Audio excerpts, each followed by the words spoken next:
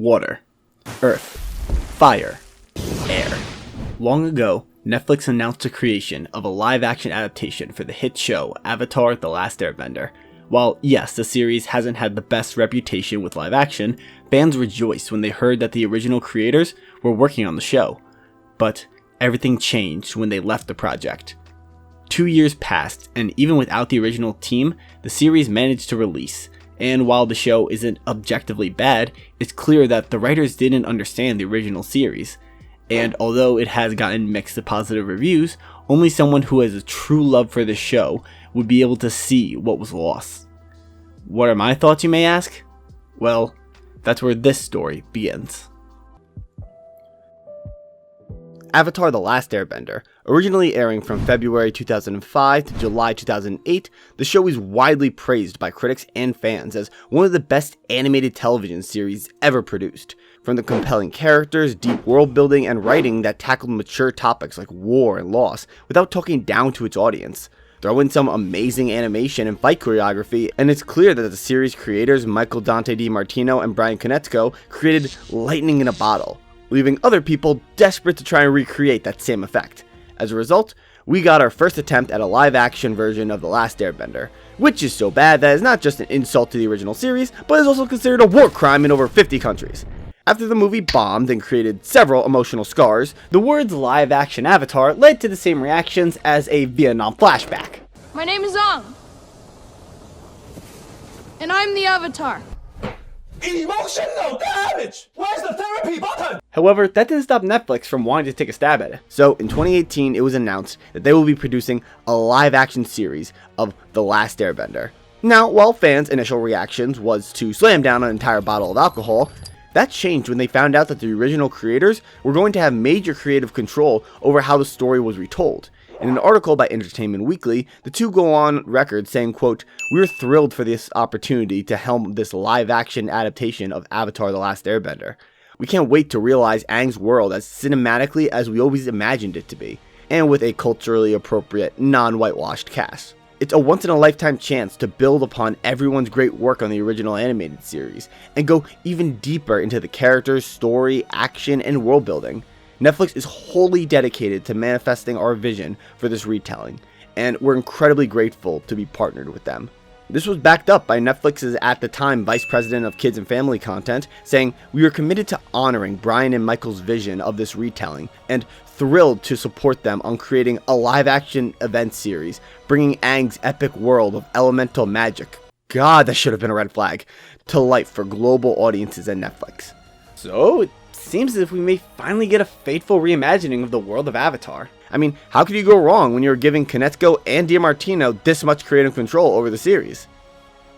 Then Konietzko and DiMartino left the project due to creative differences. What? Yeah, in 2020 it was revealed that the duo had left the project. In an article by Variety and a now deleted webpage, DiMartino goes on to say that when he and Konietzko first signed on to make the series, Netflix was committed to working with them on their vision for the show. Unfortunately, things did not go as they had hoped. And in the same article, Konietzko states that, quote, "Who knows, Netflix's live-action adaptation of Avatar has the potential to be good. He wrote, it might turn out to be a show many of you end up enjoying. But what I can be certain about is that whatever version ends up on the screen, it will not be what Brian and I had envisioned or intended to make."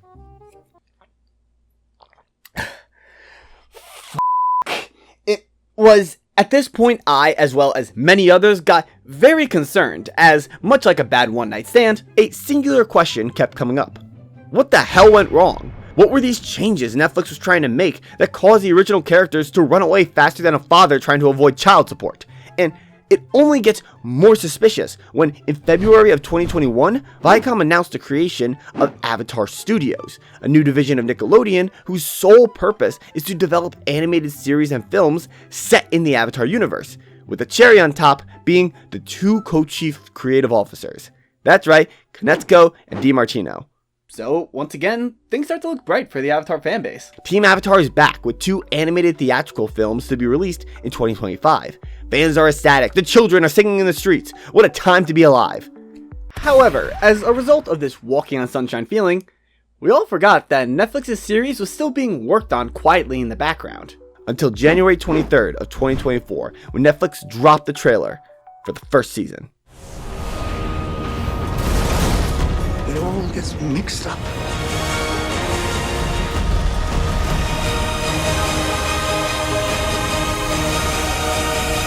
And as much as I would hate to admit it, the show looks pretty good. From the costumes to the sets, and most importantly, the bending. It all looked really well done. Hell, maybe this was a good sign. I mean, granted, they still have to cut and cram 20 episodes of story into an 8-episode format, but harder things have been done before, like lifting a car with your bare hands or having your parents be proud of you.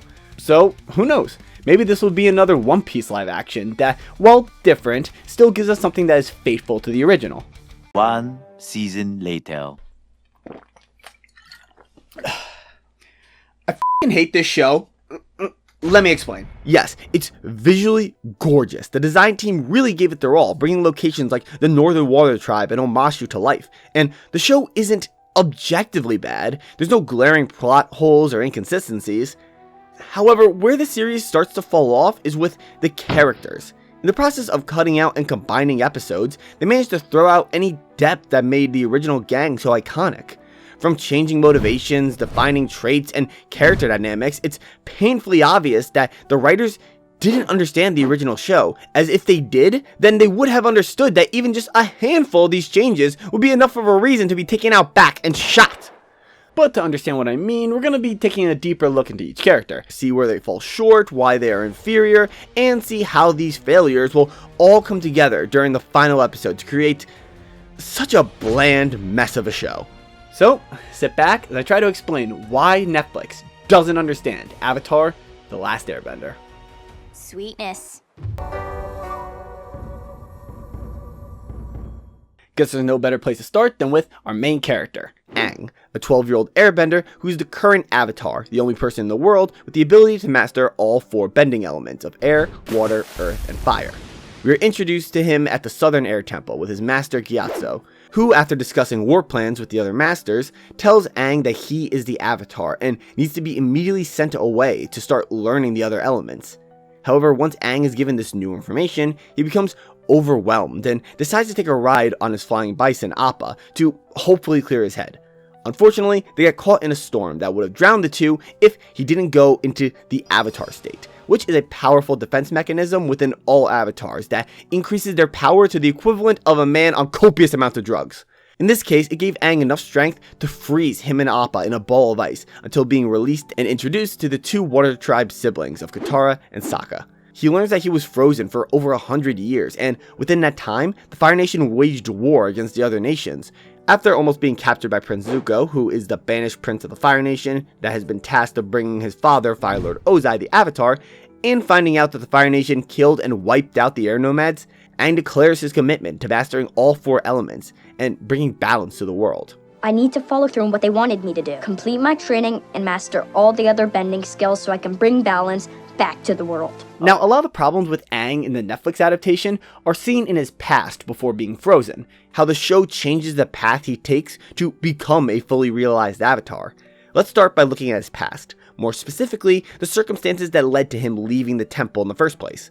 For context, after learning that he was the Avatar and was going to be sent away, Aang starts to stress out, feeling like he's not the right person who should be relied on to save the world from war.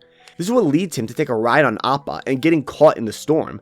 Now, there is one line in this scene that completely changes how the audience views Aang's little joyride, or bison ride for that matter. It's getting kind of rough, Appa. Maybe we should head back home. Believe it or not, this one line has so much weight behind it. This indicates that Aang was planning to come back after his little fly with Appa, and if it wasn't for the storm, he'd be at the temple fighting off the invading Fire Nation soldiers. So later when he learns about the Airbender extinction and Aang starts to blame himself, it feels more like a result of bad timing rather than the consequences of his actions. So let's see how this is covered in the original. In episode 12, The Storm, we get to see Aang's life pre and post learning that he is the Avatar. After it was made known, all his friends didn't really want to hang out with him anymore. Now that you're the Avatar, it's kind of an unfair advantage for whichever team you're on. So what? I can't play? This left Aang isolated, with his last remaining personal connection being with Gyatso, who we get to see is the closest thing Aang has to a parent. He jokes around with him, plays games, and never forgets that he's still just a kid. Normally, the Avatar isn't told about their abilities until they turn 16. So, with Aang learning about his destiny much earlier, Gyatso tries his best to make sure that Aang still has a normal childhood.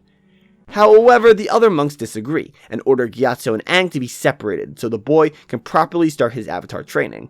And unlike in the Netflix version, we see that Aang has overheard this whole conversation. Now, while we later learn that Gyatso wasn't going to let that happen, from Aang's perspective, he was about to lose everyone he knew and cared about. This is what led him to make the impulsive decision to run away, with no intentions of coming back.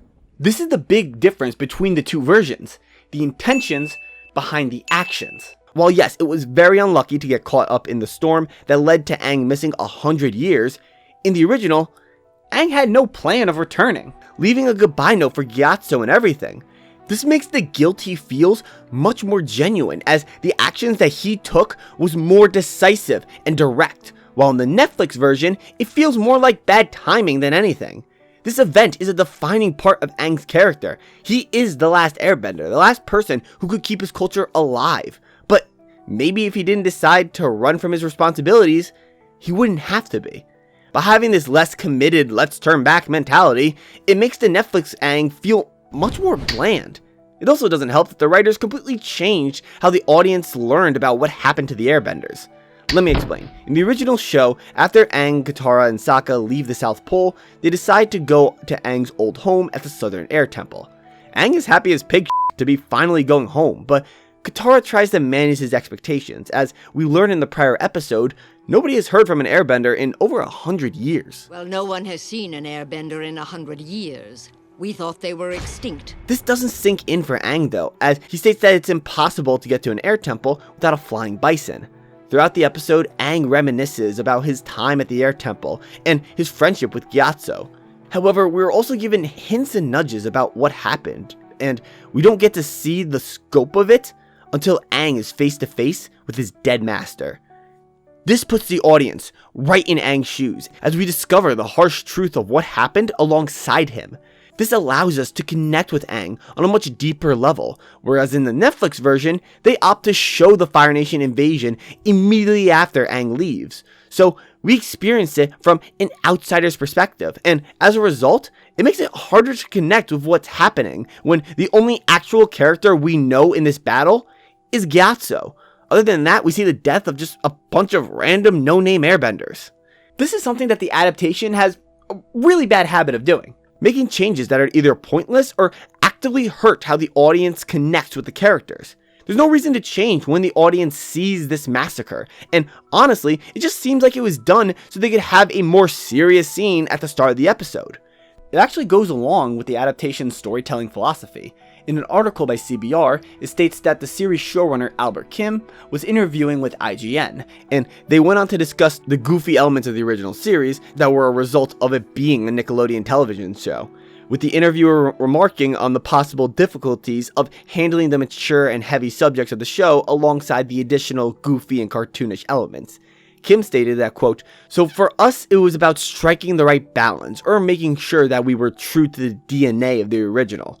But at the same time, we had to make it a serialized Netflix drama, which meant it couldn't just be for kids. It also had to appeal to people who are big fans of Game of Thrones, and so it had to feel grounded and mature and adult in that way too." One of the aspects of this more mature stance was how they changed Aang's path to becoming the Avatar. You see, in the original show, the first few episodes have Aang making a few pit stops before heading to the North Pole, so he and Katara can learn waterbending. When talking about these detours, Albert Kim said, quote, "So we decided to make Aang's narrative drive a little clearer. In the first season of the animated series, he's kinda going from place to place looking for adventure. He even says first we gotta go and ride the elephant koi. It's a little looser as benefits a cartoon. We needed to make sure that he had that drive from the start, and so that's a change that we made." Now, there's a lot to unpack with this quote, but believe it or not, by taking away a few of these detours, you end up losing some character development for Aang. Let me explain. At the start of the show, Aang really hasn't come to terms with the weight his presence of being the Avatar now holds, and the consequences that come with it. As a result, in episode 4, he and the gang go to Kyoshi Island to ride this off big fishes. However, after the villagers of the island learn that Aang is the Avatar, they give him a hero's welcome, making Aang very hesitant to leave, and he even gets a little addicted to the attention. Unfortunately, through a very well done scene, we see how word has spread to Zuko that the Avatar is on the island. As a result, Zuko tracked him down and laid siege to the town, leaving Team Avatar's only option to flee. This incident gives Aang some much needed perspective, as if he stays in these smaller towns for too long, he puts everyone who lives there at risk. This is reflected in future episodes, as extended stays are for bigger, more fortified cities like Omashu in the Earth Kingdom, or the Northern Water Tribe. While every time they go into these one-off smaller settlements, the goal is to get in, get your stuff, and get the hell out as quickly as possible. In the Netflix version, Aang doesn't get this lesson, and while your instinct is probably to be like, well, Aang starts off more focused on his journey, so he doesn't really need to learn this lesson. And, well, yes, that is technically true. The point becomes null and void when you realize by the end of the first season, the original Aang has at least gotten through the basics of waterbending, while in the Netflix adaptation, he hasn't even so much as moved a f***ing petri dish worth of water. So not only do we lose a piece of development, but Aang isn't even more experienced when all is said and done. So what the f*** is the point of shifting Aang's focus to be more on becoming a fully realized Avatar if you aren't going to flesh out that idea? That'd be like me saying I want to eat healthier, but then proceeding to eat 50 McNuggets, 3 Big Macs, and your ass. And the crazy thing about the shift in priorities that we see in the Netflix version is that it's completely unnecessary, as the original already had a built-in moment where shit got real. That be Episode 8, Winter Solstice Part 2, Avatar Roku. This episode follows up Aang's first trip to the spirit world, which is a world beyond the physical, where only your soul can travel, but your body is left behind. During this time, he's told to go to the temple of the previous Avatar, Avatar Roku, as all avatars are reincarnations of each other, so there's a connection through these past lives. Aang learns that Roku has urgent information that he needs to give him, and his temple is the only place where the two will be able to connect. So, the gang go into Fire Nation territory, and manage to get Aang to finally talk to his past life. This is where Roku tells Aang about Sozin's comet, the comet Fire Lord Sozin used to start the 100-Year War, and wipe out the air nomads. Roku reveals that the same comet will return by the end of next summer, and Fire Lord Ozai will use it to end the war.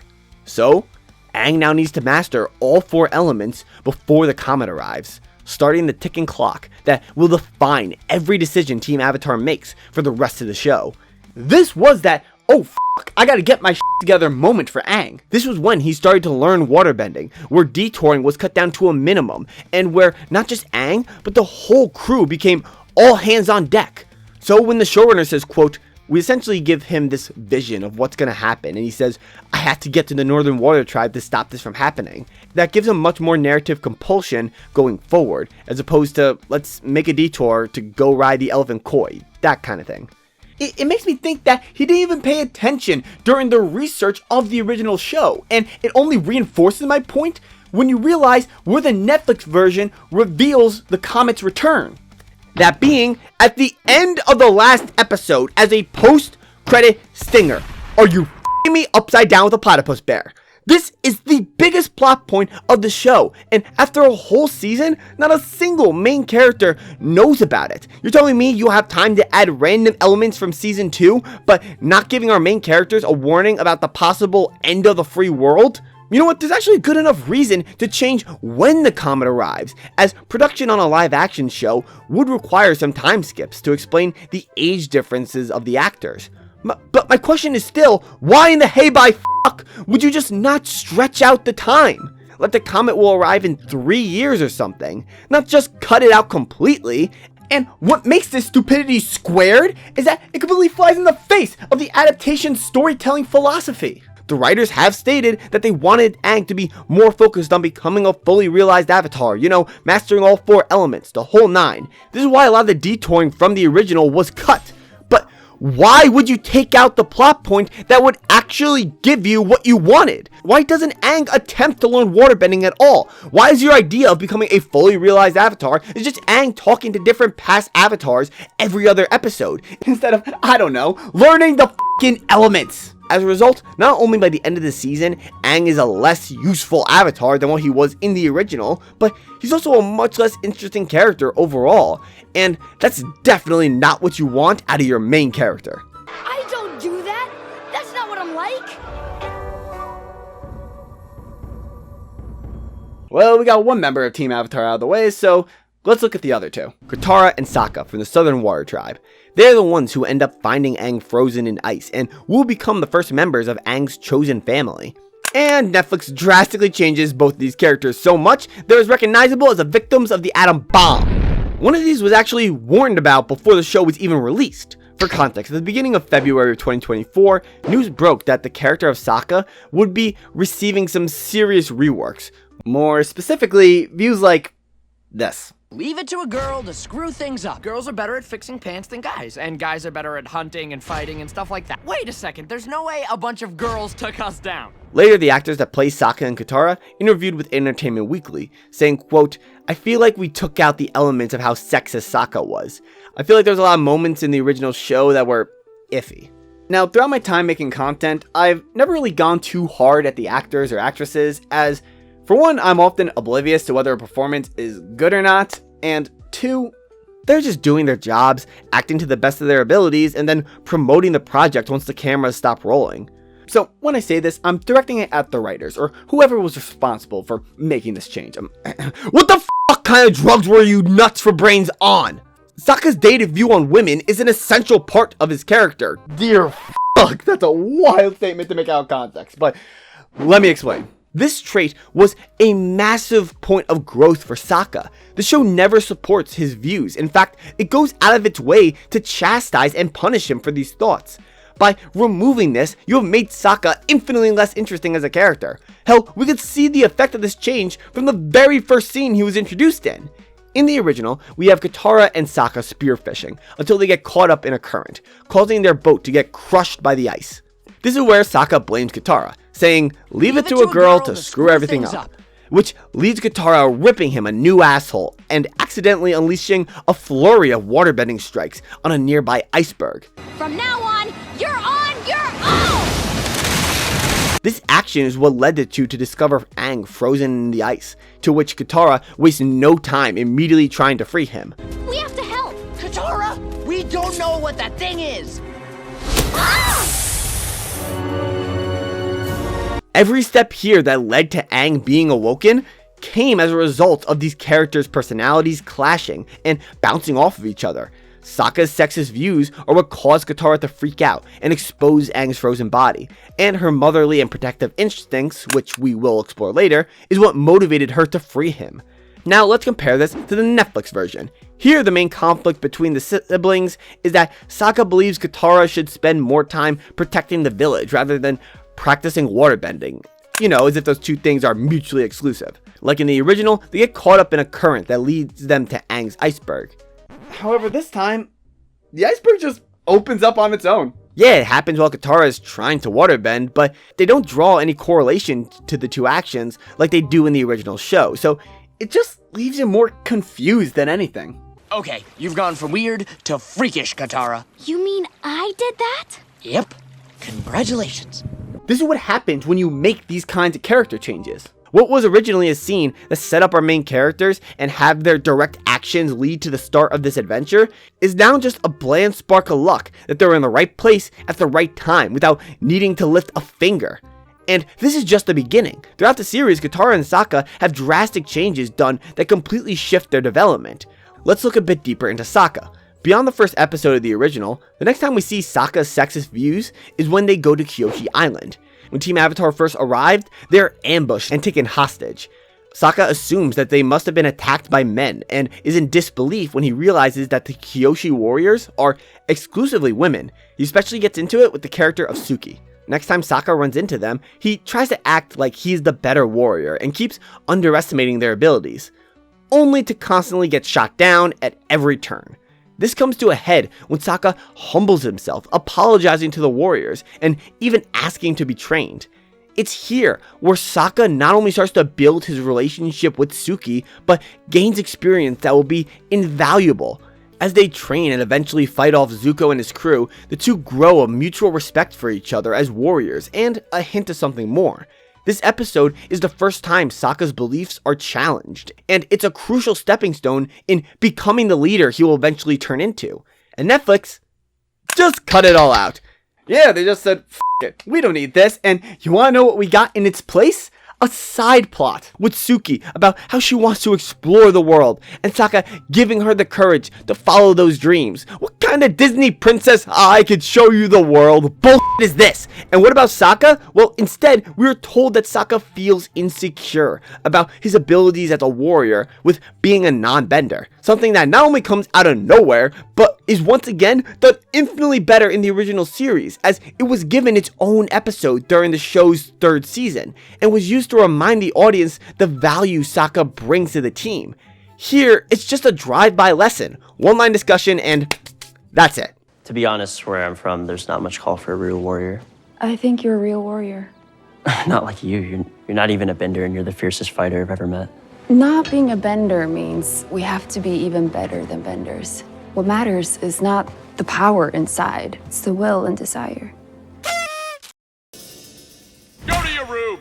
Christ, Sokka really does get the short end of the stick with the amount of development he has lost between versions. Another example being his creativity. It's one of Sokka's defining traits that made him a great leader. He's not afraid to think outside the box in order to find a solution. And this is reinforced countless times throughout the first season. In the original, this creativity is put on full display in 3 separate episodes. So obviously Netflix in their infinite wisdom decides to tell Sokka to go f himself with a cactus, and cuts almost every scene that expands on this character trait. For example, in episode 17 of the original, the gang are on their way to the Northern Air Temple and spots what appears to be airbenders that survived the Fire Nation. However, Aang is able to quickly identify that they're not real airbenders. They're able to use those gliders thanks to the inventions of a man called the Mechanist.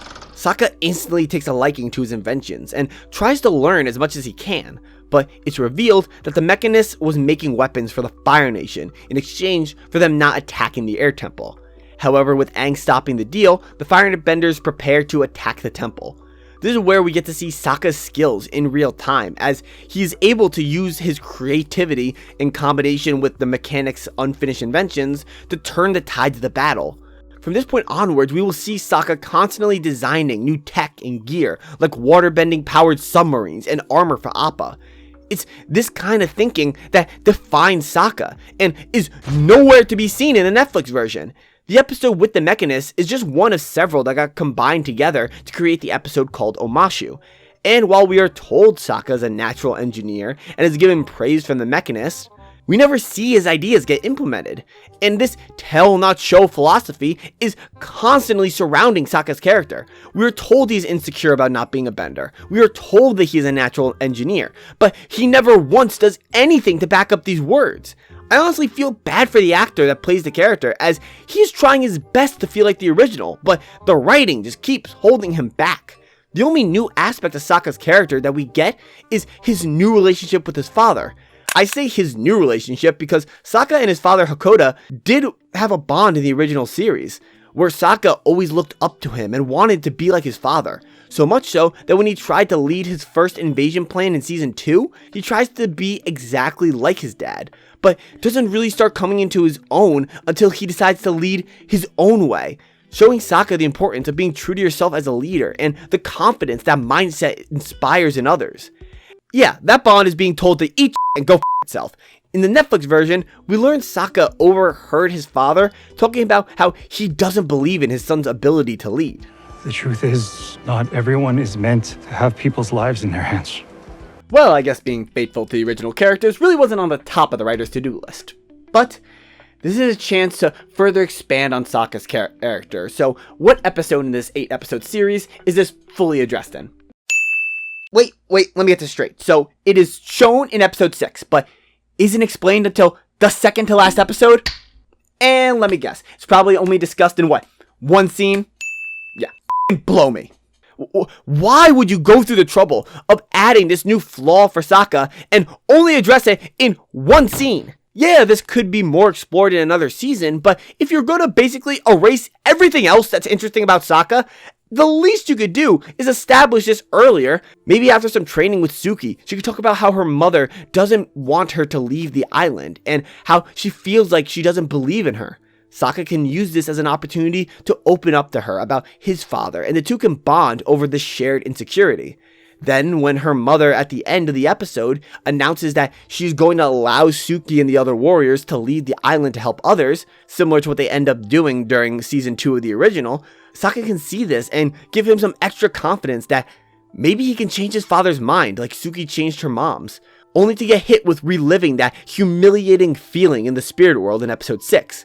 See, it's not a lot, but it's more than we got out of fucking Netflix. And while I wish it was only Sokka who has his character stripped of anything interesting, Katara isn't exactly winning any awards either.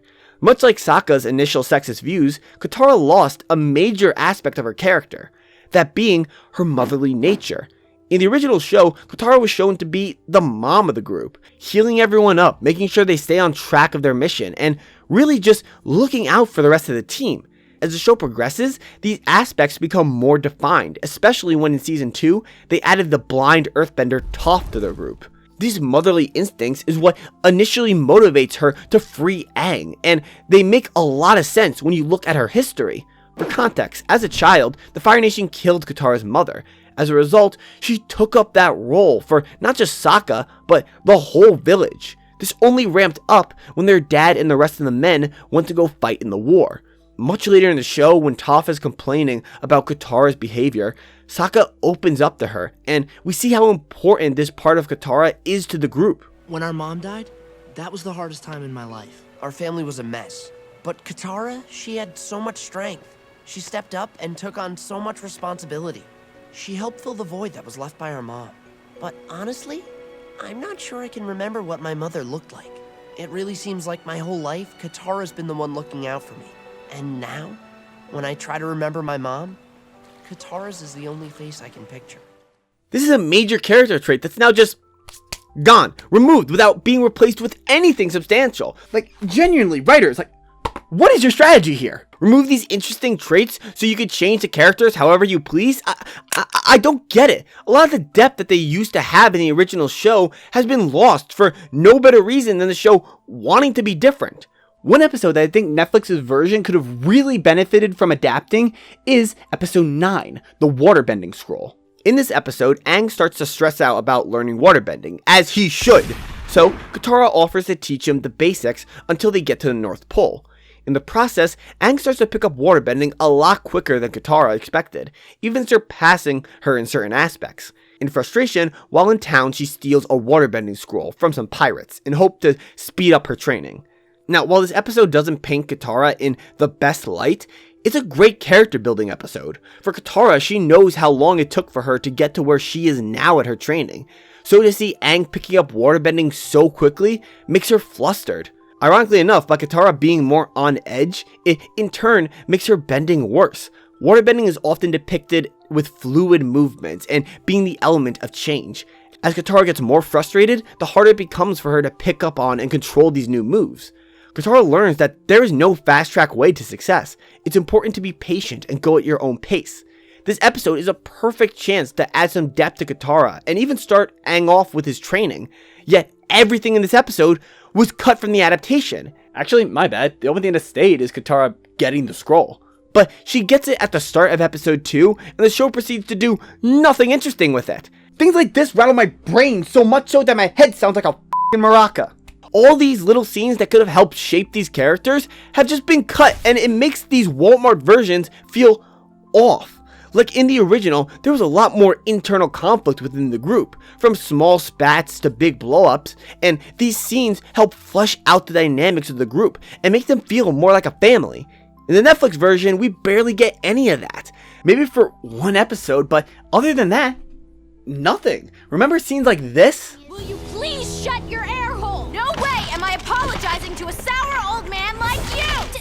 Did you just slam the door in my face? Both? I'm completely calm! This fiery side of Katara is something I can't see in the Netflix version of the character.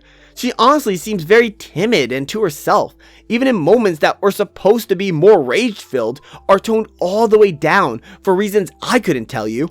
I'm not doing it for you. Someone needs to slap some sense into that guy. So, you decided to show up? Aren't you gonna fight? I'm not going to fight you. Because you're afraid of what you might learn. That you're wrong. Oh, that's just silly. I don't sound like that. By taking away these traits like Sokka's sexist start and Katara's motherly instinct and occasional short fuse, you're just handicapping yourself for no reason, leaving you with two characters who the most they have in common with the original are their names. Someone needs to put a bell on you. This is pathetic. My jokes are way funnier than this. Well, clearly this show can't get our protagonists right, so let's shift gears and talk about our villains. Maybe we'll have better luck there, starting with Prince Zuko. As mentioned before, he's the Prince of the Fire Nation, and next in line to become the Fire Lord. However, after a show of disrespect, his father, Fire Lord Ozai, banished him, only allowing him to return if he brings him the Avatar. The backstory is explored in both versions, with the Netflix adaptation being ever so slightly different from the original. And yet again, this small twitch is just enough to knock over this Jenga tower of crap. For context, in the original, we see a younger Zuko trying to get into the Fire Nation War Room meeting, but is denied entry until his uncle Iroh helps him in, with one warning: do not speak. However, during the meeting, one of the generals suggests using a division of recruits as bait in order to take a more advantageous position with a different group. This is where, impulsively, Zuko snaps. You can't sacrifice an entire division like that! Those soldiers love and defend our nation. How can you betray them?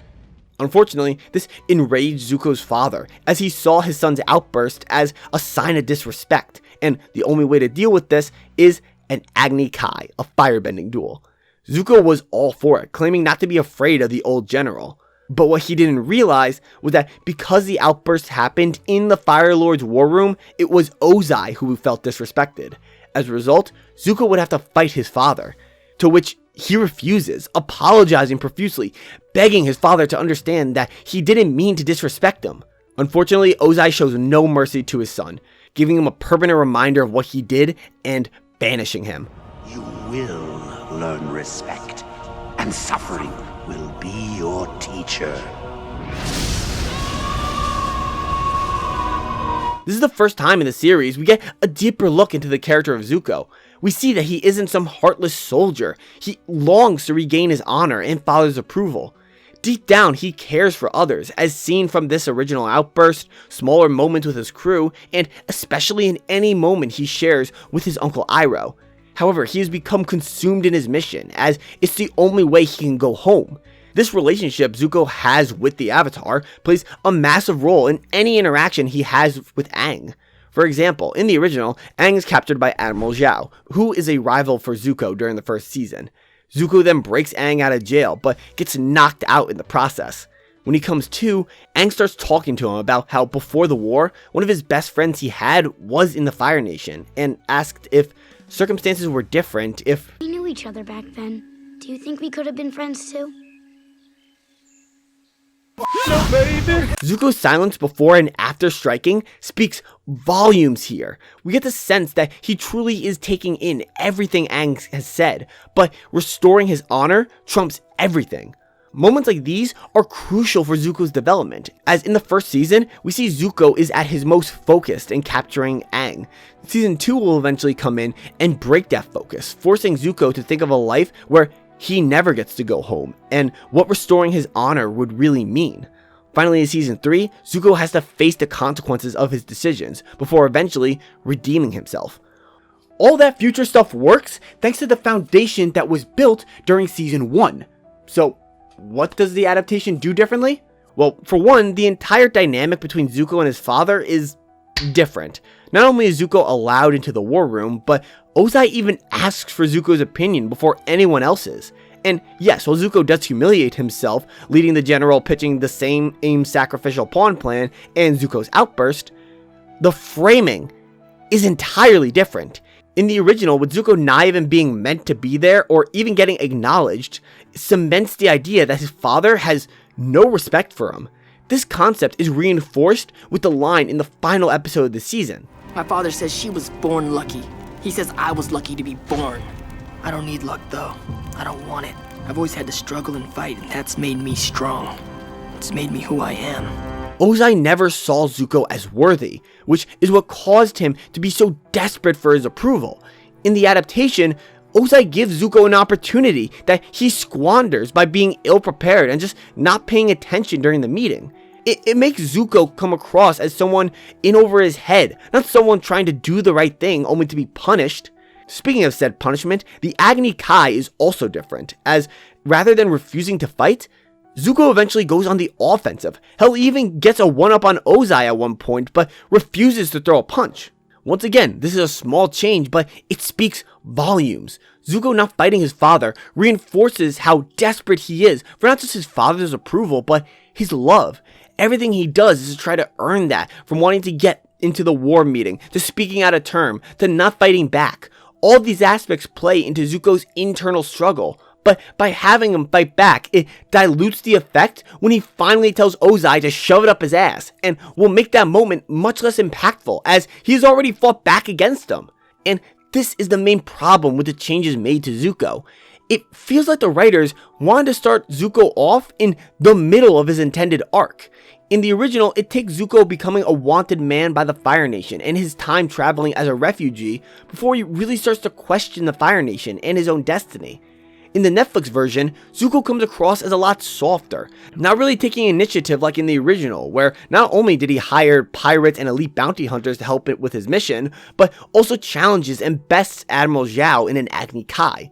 Here, there is none of that, but we do get Zuko entertaining Aang's random questions, so the writers can have them connect over something, I guess? Can I ask you something? Goat hair or rabbit? What? Your calligraphy brush. Your characters are so neat. I could never get mine like that. Monks used to say lemur droppings were more legible than my brush strokes. Goat hair. I'm not making myself clear. I don't give a This scene was perfect in the original. Yeah, it wasn't a long interaction, but it got its point across and planted the seeds of Zuko rethinking his worldview, while still keeping his main focus on restoring his honor. But Zuko isn't the only Fire Nation pest that's failing to hunt down the Avatar like a mentally challenged Elmer Fudd. Fudd? Fudd? What is it? Is it Elmer Fudd or Elmer Fudd? Elmer Fudd. Fudd. F-U-D-D. Fudd. Alright, Elmer Fudd. Enter Admiral Zhao. In the original, he was basically Zuko's rival, trying to capture the Avatar before him so he could take the glory, having no respect for him, and is doing all of it right in front of his face. He was an arrogant hothead, which was his downfall on several occasions. He allowed not just Zuko to grow as a character, but gave several moments for the audience to see the different side of the banished prince. In the Netflix version, however, they just didn't even try to be faithful to the original. In this version, Zhao is a lot more reserved in his attempts to undermine Zuko, relying more on doing things behind the scenes while still acting like an ally to Zuko, even joining his crew early in the show. And, you know, as different as this is from the original, it could have worked. Have Zhao genuinely build a bond and trust with Zuko. Maybe he starts to see him as a father figure, but his uncle Iroh is the only one who could see what Zhao is doing, making his betrayal hit Zuko that much harder. This could have worked. They didn't just make him a f***ing puppet for the character of Azula. She is Zuko's younger sister, who is as cutthroat as they come. She believes that she should be heir to the Fire Lord, not Zuko. So throughout the season, not only is she constantly practicing to perfection in order to impress her father, she has also been giving Zhao plans and intel that will hopefully lead to the downfall of her brother. Everything Zhao has done in this season isn't his own actions. Ends up capturing Aang after betraying Zuko. Well, Azula advocated for him to get extra resources in order to get the upper hand. Figuring out that Zuko was the one to set him free even though he was in disguise, well, Azula was able to identify the mask and sword as Zuko's. In reality, Zhao isn't even a damn character, as he's just being told what to do most of the time. He might as well be a different person entirely at this point, and the rivalry that was in the original is just MIA, missing in action. What makes this even more mind-numbing to me is that Azula doesn't even play a role in the original show until season 2. Her addition was only for the Netflix adaptation, but It's not like the original skipped out on giving us details of her backstory or motivation. The original does a great job at fleshing out Azula, from her need to be perfect, to her relationship with her father in comparison to Zuko, to her internal trauma as it relates to her mother. We didn't need to introduce this character so early, as all she does is take away moments that made Zhao such a threat, and waste time that could have been given to other plot points. Goat hair. It's stiffer, more control. I wasn't allowed to do any fight training until I had done 100 vertical strokes and 100 horizontal. They make me look totally stiff and humorless. It doesn't make sense. It doesn't make sense on why the writers would do this to every character. In the original, each one was so defined and was filled with personality. Here, the most semi-interesting one is Sokka, and that's because the actor tried his ass off through this subpar writing. Now, before we get into how all these changes created the brain-numbing final episode, there's a few world-building changes that just really make me scratch my head. For one, being how they characterize the air nomads. More specifically, when we see them discussing war plans. Fire Lord Sozin is planning to attack the Earth Kingdom. The Water Tribes are already sending the warriors to aid the Earthbenders, and we need to help them as well. And we need the Avatar. This is a drastic change from the original, as the air nomads were always characterized as a culture that valued all living things. Hell, airbending itself is shown to have a more defensive properties. This plays a massive role in their inevitable extinction, as it's how the Fire Nation was able to wipe them out over the course of 100 years. They were a nation with no army, so it became easy picking for the Fire Nation. Now, did Aang always follow these principles in the original? Double kill. Triple kill. Overkill. Kill-tacular. Not necessarily, but in this version, the air nomads are more than willing to send people to fight in a potential battle, so they must have some decent level of combat proficiency, which honestly makes me question if the Fire Nation was really able to wipe them all out, even with learning that the Firebenders basically get a +5 attack boost during the time of the comet. It's an addition that just didn't need to be in the show, and only serves to muddy the world building of the original. Another aspect that plays into this is how the world feels a lot smaller.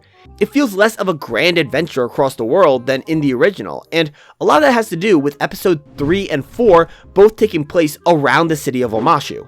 Let me explain. These two episodes are a combination of several others from the original, and as a result, many locations have either been moved or erased. These are the Northern Air Temple, the secret base of the Freedom Fighters, and the Cave of Two Lovers.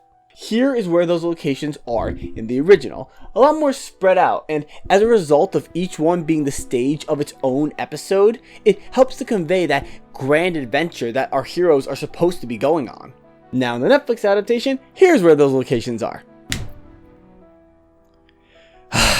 Yeah, we completely lose the Northern Air Temple. Rather than the Cave of Two Lovers being a shortcut to Omashu, it's now just a secret tunnel.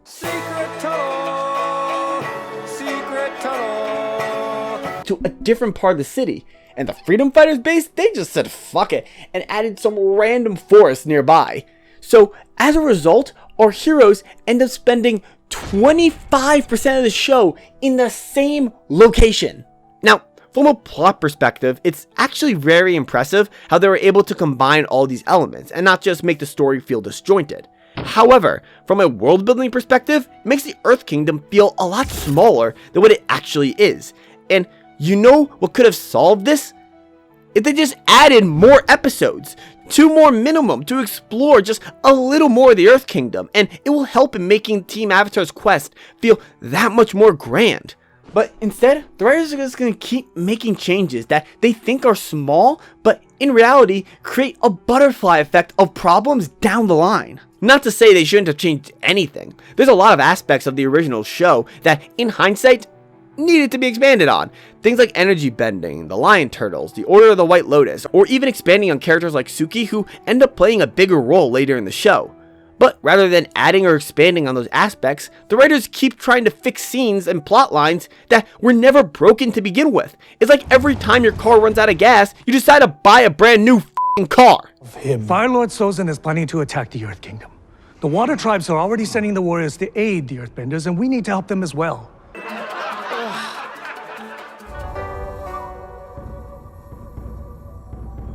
Now we can see how all these smaller problems have compounded into bigger issues in the final 2 episodes, where our heroes have finally arrived at the Northern Water Tribe. They're given a hero's welcome, and it's here where our team split up within the tribe, as unlike in the original, Aang knows about the incoming Fire Nation attack. So Sokka goes off to spit game at Princess Yue, and I love how one of the things that the adaptation made sure to get correct from the original is how much Sokka pulls. I mean, look at this man with his hair down. You're telling me he didn't make half the girls that watch this show thirsty as f***? And look at the girls. Princess Yue, dime. But Suki though? This girl ain't just a snack. She's a whole goddamn store. If Yue is a dime, this girl is a whole ass bank vault, because I be out here committing crimes to get inside her. Emotionally, you get inside her emotionally, really get to know like her heart, like. What the f is wrong with me? Anyway, Sokka pulls and teaches the Northern Warriors some fighting techniques against the Fire Nation.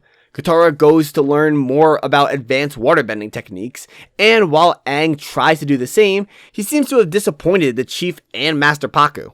Truth is, I haven't mastered any other bending, but that's why I came here, hoping someone could teach me. It would have been wise to have focused on your training during your journey.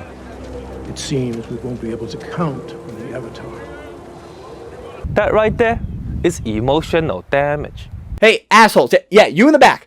While I agree that Aang should have focused more on his training, how about you, I don't know, train the boy? Teach him the basics at least, instead of scurrying off talking shit under your breath. So instead of actually learning another element, Aang just goes to speak with the last avatar from the Water Tribe, Avatar Kuruk.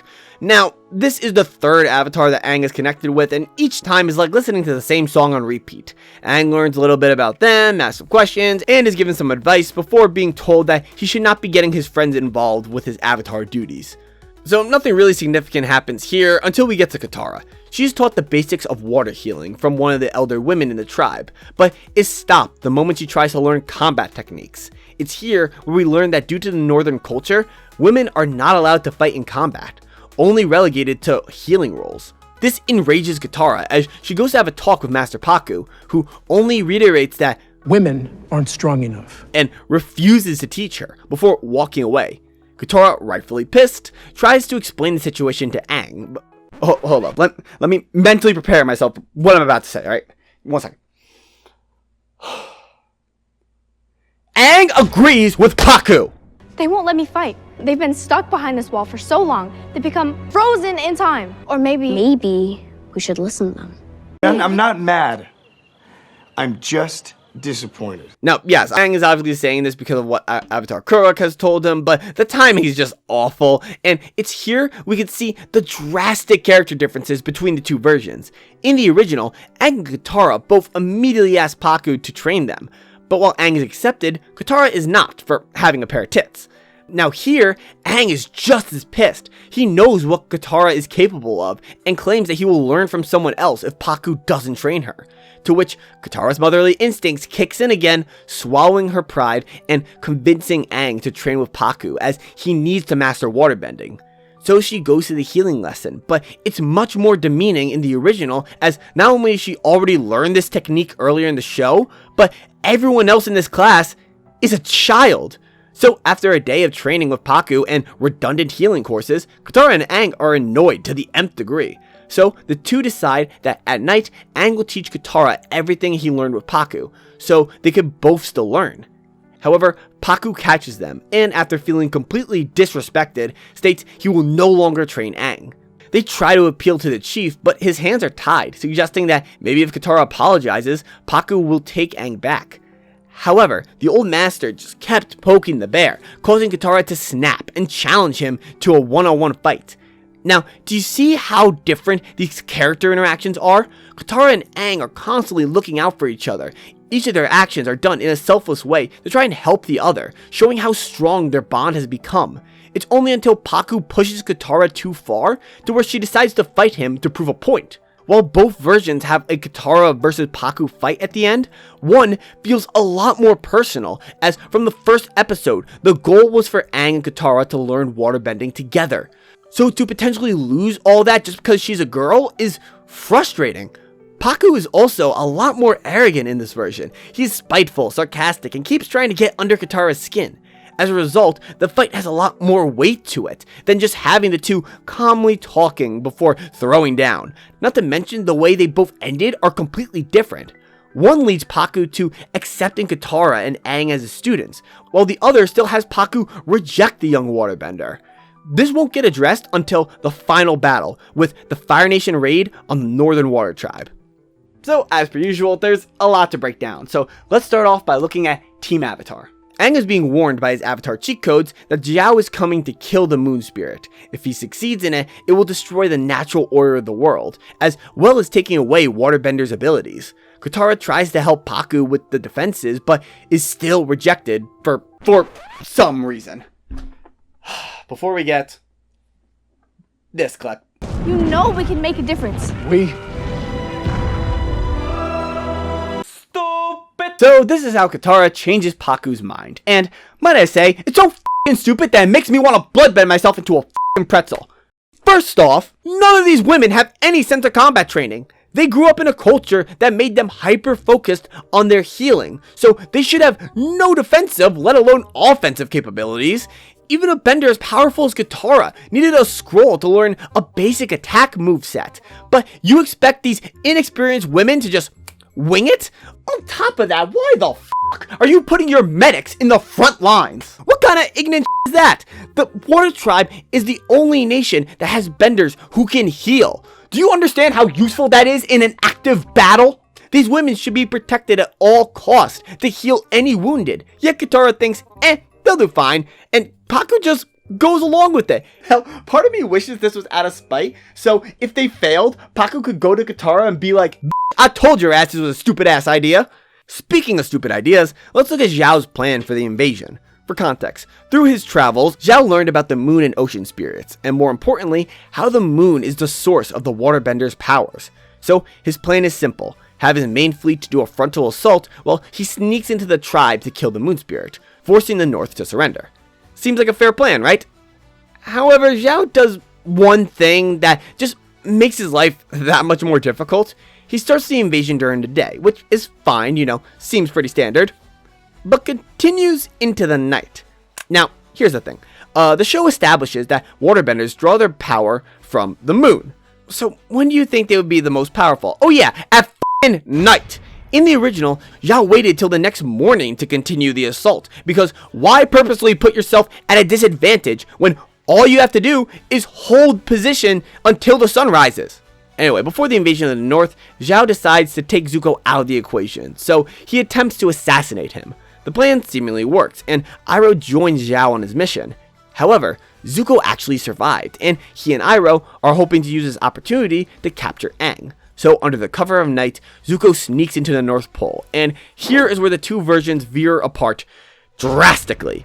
In the original, Aang is meditating in the Spirit Oasis, the most spiritual part of the tribe, in hopes of learning more about the moon and ocean spirits and how they could help him stop the invasion.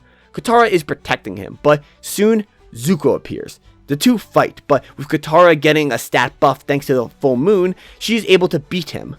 Until the sun comes up, and Zuko gets a second wind, overpowering Katara and taking Aang.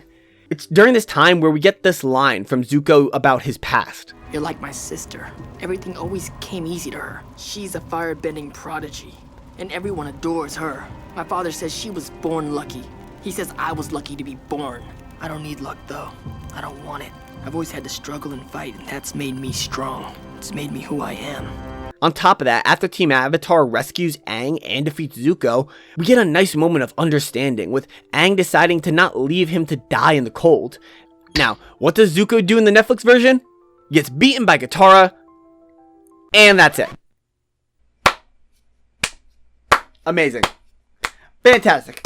Really great thing. What the f*** is wrong with you, show? Why is it your life's mission to remove genuine moments of character progression, only to add unnecessary bullshit? Zuko does nothing in this finale, and he's supposed to be one of the main antagonists. Ugh. Regardless, Zhao manages to take the moon spirit, and despite the pleas from Aang and even Iroh about the consequences of messing with the spirits, Zhao stabs the moon spirit, killing it and taking away the ability to waterbend from the world. a fight breaks out. Iroh attacks Zhao for his actions, and Aang tries to figure out what to do. So, after thinking about every lecture he was given, after everything he has learned on his journey, Aang decides to give up his body to the ocean spirit and lay siege on the Fire Nation fleet, saying, I should have been lost 100 years ago. This isn't my time or my world. I can save my world.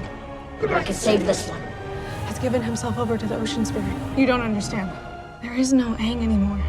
So, while yes, it is the Avatar's job to put the world's needs before its own, if Aang gives up his body here, the world would be so hard you'd have to file a police report. You are basically dooming the world to another 15 years of war before the next Avatar is ready. But wait, it would actually be less than that, because all these past Avatars should know that Sozin's comet is returning pretty soon. Kyoshi and Kuruk were both able to warn Aang about the invasion of the North. So at least one of them should know that if Aang isn't prepared or alive when the comet comes, Ozai will win the war, and then the world will be screwed. This guy is f***ing stupid! What makes this so hilarious to me is that they didn't have to make this to where Aang has to choose whether or not to give up his body, as this was nowhere in the original. Nope, completely a Netflix original plot that somehow makes all the past Avatars look like jackasses for not warning Aang about this. I'm not sure whether I should be pissed that they managed to create a non-existing problem by simply adding one line, or genuinely impressed at their efficiency of making me want to bash my head with a f***ing mallet. Anyway, while Aang is waving his Godzilla-sized cock around, Zhao tries to escape, but is stopped by Zuko. The two throw down, and after an intense fight, Zuko comes out the victor. Now, in the original, at this point, Iroh and the others figured out how to revive the moon spirit, causing the ocean spirit to return. But not without trying to get revenge on Zhao. In this moment, even after trying to take away his only chance to go home and attempting to kill him, Zuko tries to save Zhao. This is a pivotal moment in showing the audience Zuko's true nature. When it's all said and done, Zuko is a good person and does want to do the right thing, but his father kept trying to reinforce that this is a weakness. This is why the character of Iroh is so important. He is a kind soul who's trying to foster the good side of Zuko before he makes the same mistakes that he did, always being the angel on his shoulders to guide him on the right path. And then the Netflix version decides to do this. Uncle Iroh kills Zhao. Uncle Iroh, the moral compass of Zuko, kills Zhao.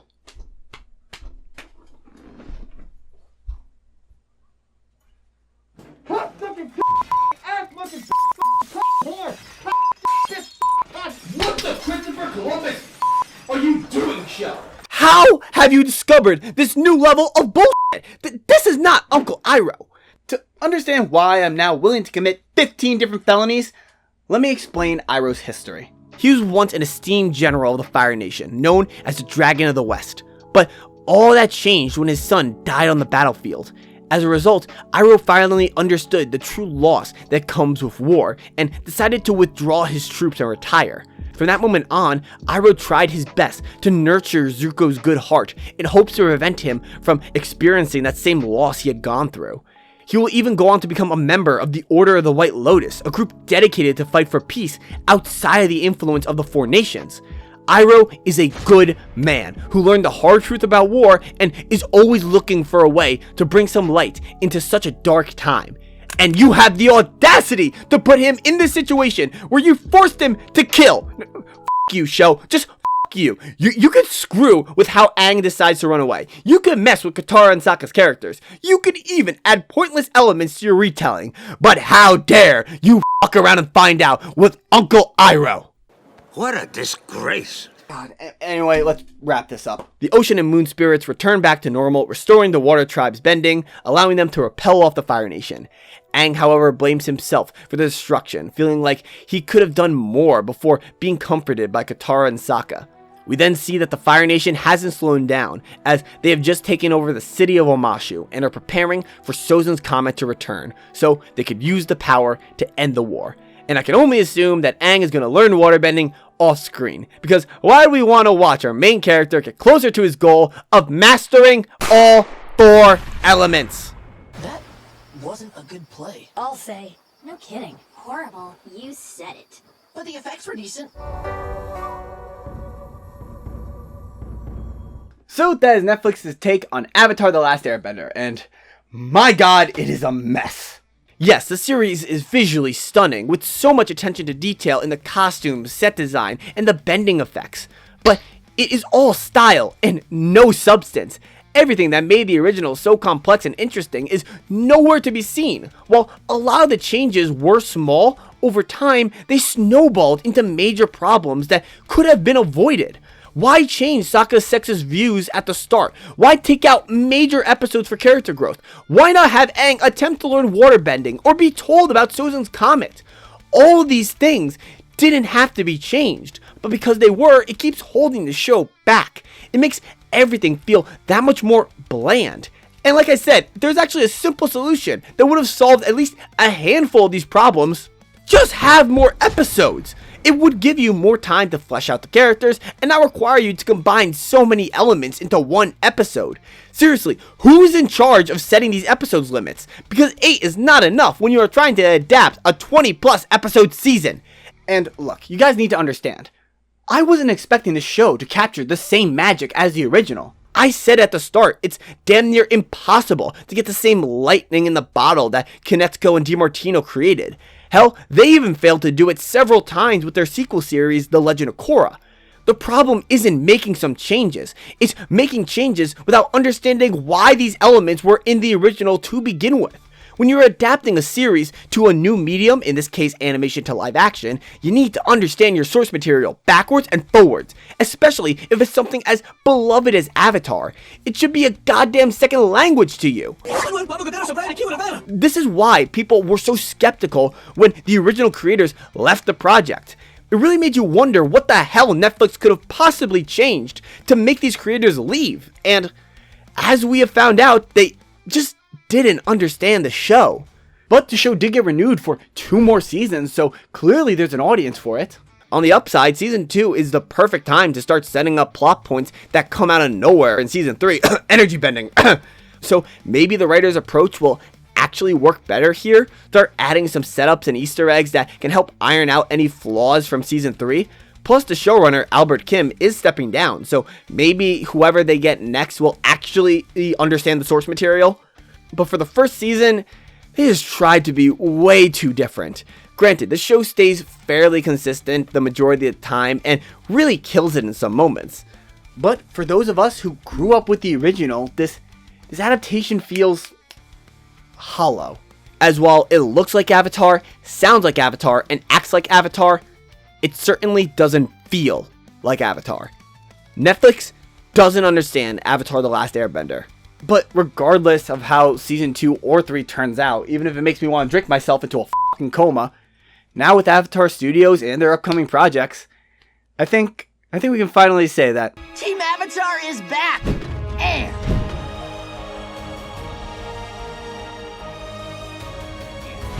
water!